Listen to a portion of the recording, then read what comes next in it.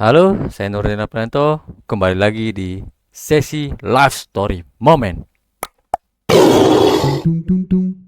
Tung tung tung tung. Tung tung tung. Tung tung tung tung. Tung tung tung Yang tung. nonton video ini, siapa yang suka bolos sekolah? Ayo, ngaku ya. Komen di bawah. Komen. Apa yang teman-teman rasakan saat teman-teman bolos sekolah? Apakah teman-teman merasa ketakutan, cemas, senang, bangga, serasanya berhasil membohongi orang tua? Ya, mungkin itu pasti yang teman-teman rasakan ya. Karena saya juga merasakannya ya, seperti itu ya. Tapi itu dulu, sekarang tidak. Dulu waktu pertama kali saya bolos sekolah itu lebih tepatnya di SMP ya. Alasan saya dulu bolos sekolah ya, alasannya simpel dulu ya. Karena malas untuk belajar gitu kan. Karena saya tidak suka untuk belajar. Karena belajar menurut saya adalah hal yang membosankan dan pada saat itu juga tidak tahu apa arti pendidikan, apa artinya sekolah, dan masa depan ada terpikirkan. Cuman tidak berpikir sampai separah ini dampaknya ya.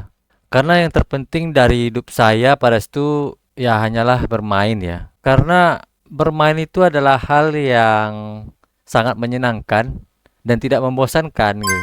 Apalagi di kalangan anak-anak remaja gitu kan. Paling suka kali main tuh. Mungkin mayoritas anak sekolah mungkin tak ada yang mau belajar ya. Banyaknya main aja ya. Saat saya bolos sekolah dulu, saya pertama kali mainnya ke warnet ya. Karena pada saat saya SMP di tahun 2010-an itu warnet adalah tempat yang lagi ngetren-ngetren ya. Yang dimana semua orang bermain warnet dan mengenal internet pada masa itu. Yang dimana itu adalah sebuah masa transisi ya.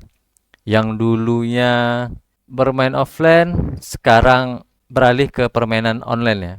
Yang dimana sebelum eranya internet ini, kalau anak-anak tahun 2010-an di zaman saya, mainnya itu kelereng, petak umpet, tongkat dingin. Itu masih jadi tradisi permainan populer ya pada zamannya. Apakah anak-anak 2024-2025 merasakannya?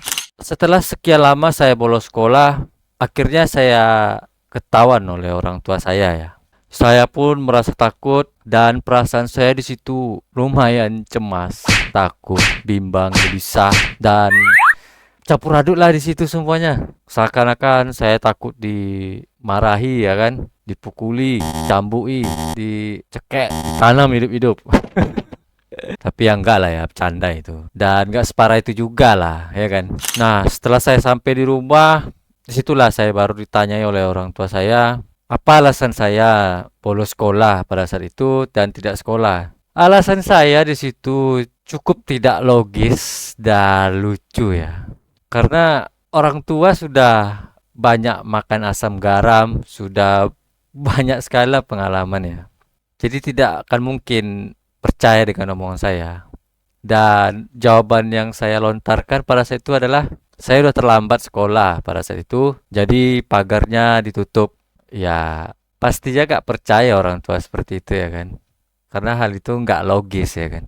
Dan akhirnya setelah kejadian itu saya diantarkan sekolah setiap harinya dan terpaksa mau tidak mau saya harus diantarkan. Akan tetapi dalam hati saya itu menolak ya. Karena saya cukup malu di situ. Karena teman-teman sepantaran saya tidak ada yang diantar ke sekolah. Hanya sebagian lah. Karena itu kebetulan rumahnya jauh ya dari sekolah. Singkat cerita, masuklah saya SMK dulu ya. Menurut saya bolos saya udah mulai meningkat. Yang dulunya main warnet, sekarang mainnya biliar ya. Karena di sekolahan, saya berteman dengan teman-teman yang nakal juga seperti saya. Jadinya ikut tergerus juga jadi nakal. Dan pada situ saya menikmati ya. Karena serasanya berasa orang paling hebat ya. Karena kalau orang bilang umur-umur segitu lagi umur-umur yang mencari jati diri ya. Dan pada saat kejadian itu sekolah saya jadi terhambat. Ya udah pasti tahu lah ya kan, prestasi tidak ada, jadinya nilai tidak ada dan sampai pindah-pindah sekolah juga dan hampir tidak mengikuti ujian nasional ya. Pertanyaannya, apakah saya yang dulunya bolos, saya yang dulu nakal saat sudah beranjak dewasa ini mendapatkan kehidupan yang nyaman, mendapatkan kehidupan yang layak atau hidup enak ya? Ya tentu saja tidak ya. Kecuali orang tua saya kaya raya, sultan, crazy rich. Mungkin ya. Nah, itulah yang saya rasakan. Setelah fase remaja saya berakhir dan teman-teman yang dulunya banyak gitu kan untuk senang-senang, sekarang sudah tidak ada ya. Yang akhirnya membuat hidup saya susah sendiri jadinya sampai saat ini dan tidak memiliki pengalaman, tidak punya skill, tidak punya value. Yang jelas intinya tidak ada yang bisa dibanggakan dari diri saya. Saat saya dewasa, hidup saya begitu hancur ya. Merasa terpukul karena sudah merasakan ya. Dan menyesali juga. Kalau saya ingat-ingat dulu, saya terlalu banyak melakukan kesalahan. Jadinya inilah efek dan dampaknya buat saya.